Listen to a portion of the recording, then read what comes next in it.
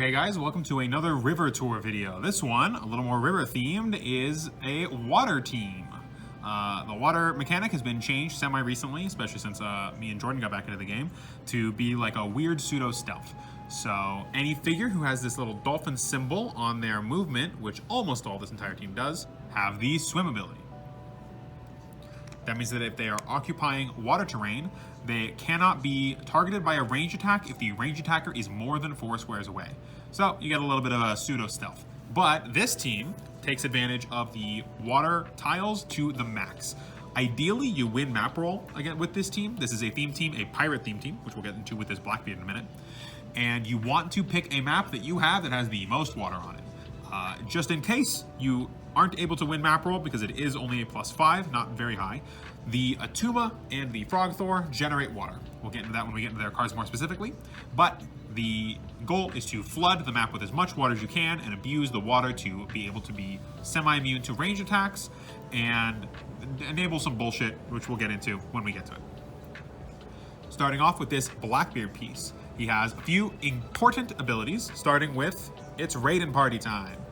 During force construction, characters with the swim ability gain the pirate keyword. Friendly characters with the pirate keyword who occupy water terrain modify attack by +1. So everyone here has the swim ability except for this Starlord T'Challa, but he is just a pirate. So he fits on the pirate theme team, and all of them are pirates. Even the Starlord T'Challa get their attack modified by +1 when they're in water. So, like I said, we want as much water on the map as possible. Next, he can start the game with the Stones of Merlin equipped, and when he rolls for its effect, he increases the result by 1. That's this treasure chest back here, the Stones of Merlin. It is not mandatory to have that piece with him. It's free. It doesn't cost you any extra points, so you might as well. It makes him just a little bit better. We'll get into that when we show off the items specifically. And then we'll show off the back of his dial real quick so we can see. He is 90 points. He has the 2 special abilities for his first 4 clicks, and then goes down to 7 clicks total. He has Mastermind the whole way down. But realistically, there isn't like a dedicated mastermind guy that we're just kind of trying to throw the damage onto who can tank it. He's kind of our tank for this team. He has charge, he has some good movement, he has plasticity on his lower click with a super strength. He has super strength the whole way down, which is important because the item that he carries is a heavy item. And yeah, he's got melee combat expert. He's just trying to get into melee, be a little tanky, be a little annoying, and get in their face. Getting into that special attack ability, it is Quake Super Strength. When Blackbeard uses Quake, if he occupies water terrain, each hit character is dealt his printed damage instead of 2, which is very big. Because again, if we go back and look on it, on his top dial, that's 4 for an AoE attack.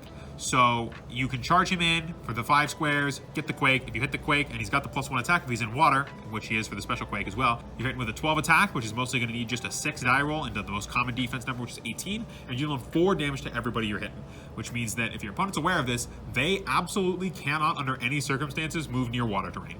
And if you're an entire water map, that's going to be hard for them. So, or they're going to have to split their team completely up, ruining some synergies that they're going to have from having guys adjacent. And his special damage ability is Empower Leadership Shape Change. So he's hard to hit from the Shape Change. He gives us a leadership benefit, the additional team action. And the Empower is nice if he stands next to Frog Thor or Attuma, which are mostly melee attackers. Then he's got Charge, some Plasticity, Super Strength later down, Mastermind the whole way, and Close Combat Expert towards the end, just to round him out, be a little nice. Getting into the Stones of Merlin, it's a little bit more complicated than most items.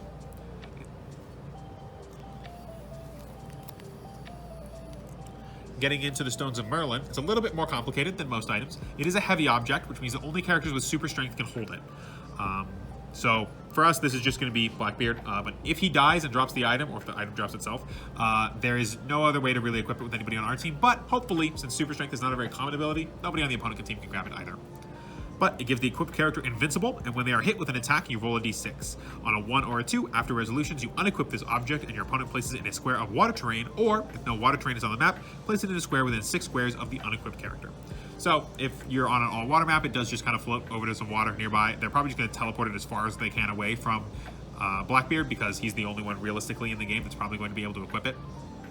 But remember, our Blackbeard does get an increased 1 on his roll there, so he only loses it on the 1s, and he has Shape Change Invincible his whole way down. And he has Shape Change on the top half and Invincible the whole way down. So he is very hard to kill, very hard to hit. Notably, he does not have to take damage in order for the roll away to happen. Even if he's hit and takes 0 damage, he is still hit by an attack. So he does still have to do the roll, unfortunately. Next up, the big reason to flood the map is Attuma with this special damage power. I have this card printed out from the print and play because I lost my Attuma card a while back, but I still have the figure. One of my favorite figures out of Fear itself. He has the Atlantean Vision ability, which says, once per game, give Attuma a free action and place up to 6 water markers on the map in squares of clear terrain and at least 6 squares from any opposing character. These squares are water terrain in this game. Attuma can use super senses while occupying water terrain. So he has super senses while our Blackbeard has shape change, so they're a little harder to hit. And also, importantly, this allows you to put water on a map that does not have water. If you lose map roll, this is one of our ways to get water onto the map. The timing on this ability is a little awkward because if you win map roll, you're going first, but you're on an all water map ideally, if you have one.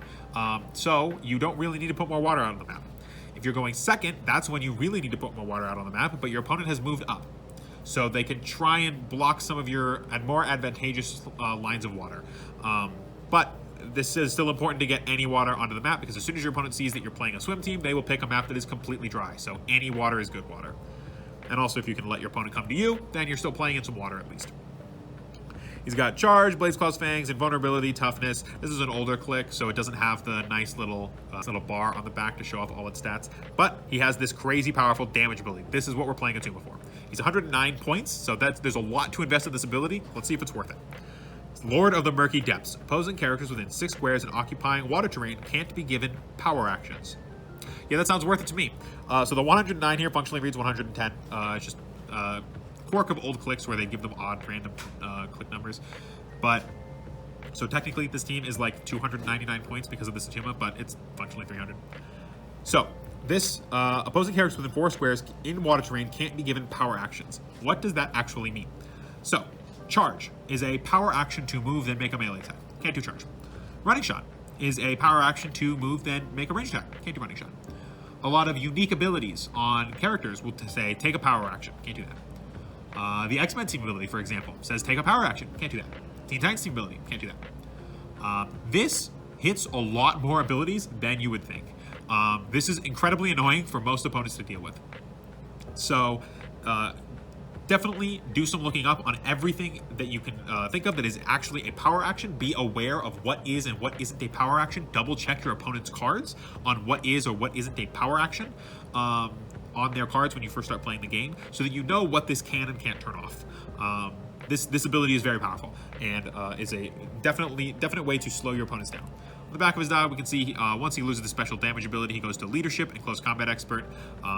So between Attuma and Blackbeard, we're always hitting on good numbers, and we have leaderships basically our entire game to keep our action total going. This is a 300-point team, and we've got 5 figures, so we definitely want to keep everybody moving as often as possible. Next up, we've got Frog Thor, a little froggy boy himself. So he has a very similar ability to Attuma's, where at the beginning of the game, generate up to 6 water terrain markers anywhere on the map that aren't within 3 squares of each other. Now that is at the very beginning of the game before anybody moves. It is after map is decided. So if you do have a map that doesn't have entirely water, you can place some water scattered around the map. The placement restriction here of 3 squares within each other does not include water terrain that is already printed on the map. It's just the water terrain that he is generating. So if there's a couple dry patches in your water terrain map, you can fill them in with the Frog Thor's ability. Also, if you are taken to a dry map, if your opponent wins map roll, having these 6 water terrain markers are very important because you can place these next to your opponent, in your opponent's starting area, next to your opponent's characters if you want to. They just can't be within 3 squares of each other. So keep that in mind when you're trying to place the terrain, as well as some potential movement that you're going to need at the beginning. This team's most complicated spot is when placing these water terrains between Frog Thor and Attuma. The rest of this traded ability is, as a free action, if Frog Thor occupies water terrain, place him in a square of water terrain within 6 squares and line of fire. So he has to be able to see the water terrain he's jumping into, which is why I would highly recommend an open map where there's not a whole lot of blocking, but a shit ton of water. Or if you're flooding, keep the line of sight lines in mind for the Attuma and Frog Thor ability. Frog Thor needs to see the 2 water squares that he's jumping into. So for indoor maps, this is mostly where this is going to come up. But this lets him teleport, basically. Very useful teleport, a very useful little jump to get him into range because he also has charge. So it's very easy for him to jump 6 squares and then charge up to you and then smack you. Very nice. Looking at the back of his dial just to see how he lines up. For 40 points, he has 6 clicks with invulnerable the entire way down. That is crazy value. He is obscene. He's got a pretty short charge, but with that teleporting of 6, this charge 4 turns into a charge 10. Pretty easy. He's got Quake, so once you get into melee, you can start quaking up. Comboing with Blackbeard's Quake, your opponents are never going to want to stand next to each other. He's got leadership on the top, and he's got his special damage ability on the bottom. He goes from charge to sidestep and loses his quake on the back half. The back half, he definitely drops off a little bit, but he bumps up his attack and increases his defense. His damage drops on the very last click, but he's 3 damage basically the whole way down, so you don't have to worry about invulnerability or invincible turning your character off.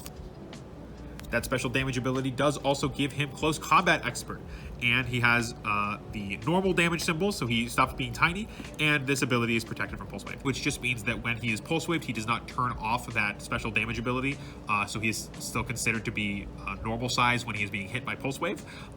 This does not mean that the entire character is protected by Pulse Wave, like I mistakenly read it the first time I read this card. But that Close Combat Expert lines up very nicely with our back dial. So our 11 attack and our 3 damage is actually a 12 attack and a 4 damage. So as soon as we lose the Quake, we start being able to do bigger damage to single target figures with the sidestep, as long as we're within range, and with the jumping through the water squares, we should be. That's Frog Thor. He is the prime for the team, so you cannot run any other primes on the team if you wish to modify this team a bit. In my mind, the Frog Thor, the Attuma, and the Blackbeard are all mandatory for this kind of water-based team. The Blackbeard to actually make sure you're a theme team, the Attuma to make water and turn off your opponent's power actions, and the Frog Thor to make more water and to jump around the map. This is the core of where this team is built on, and then I decided to put in the Star-Lord T'Challa and the Koi Boy because I think they're funny, basically. These guys synergize together. And we will start with Koi Boy. Koi Boy's dial is very short. There's only 2 abilities on him, and he's got only 3 clicks of life for 10 points. Very funny, these 10 points. If you really want to, you can run more Koi Boys. You'd have to change the points around on this team or run it at a higher point events. But Koi Boy is very, very funny. So he has traded. Give Koi Boy a free action and choose an opposing character within 8 squares and line of fire that occupies water or hindering terrain. Which is nice because you don't have to be on a flooded map in order to get this ability off.